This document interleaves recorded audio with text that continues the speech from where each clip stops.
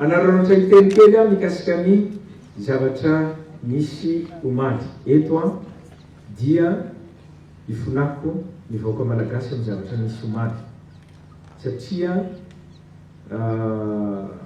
cortège présidentiel anatin'ny 2 andro misy drone manaraka amin'ny andro alina dia mahagaga ihany efa nisy tamin'ny lakamisy alina jerenay fotsiny aloha dia mbola miverina izy maly alina dia mba tsy maintsy nampiseho azy hoe zahay vonona ny amaly fa tsy hoe tsangan'olona fotsiny zay zavatra natao fa ny fonako amin'ny vahoaka malagasy dia tsotra nikoropaka ny olona na ino azy iny averin'olona hoe misy rotaka ny eto Antananarivo. Tsisy rotaka ny eto Antananarivo, miasa tsara atsika, miasa ny gendarmerie, ny tafika ny polisy, milamy ny Antananarivo, tsisy rotaka ny eto.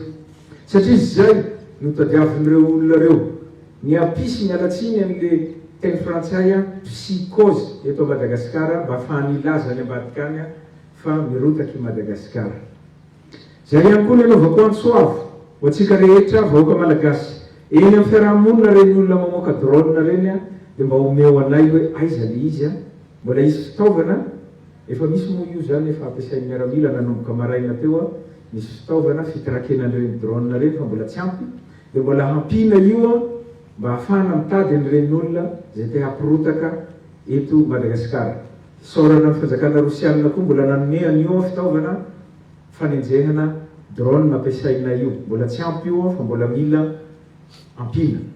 Antsoavo amin'ny vahoaka malagasy iny mba hanoro anay hoe aiza ny misy an'ireny drone reny. Ray zay. Faharoa manaraka an'izay, manao antsoavo amin'ny vahoaka malagasy koa mba hiara-iasa amin'ny gendarmerie sy ny polisy sy ny tafika koa mikasika ny olona zay very tsy hita isanandro fa fomba fiadiny daholo io hatramin'izay tsy amoronana zany fa fomba fiadiny io ilazana fa tsy milaminy Madagasikara dia ny olona ny samborina, ny olona ny vonona dia makahery ianareo amin'ny gendarmerie sy ny polisy mba hitady mafy ny olona zay manao zavatra tsy mety toa io.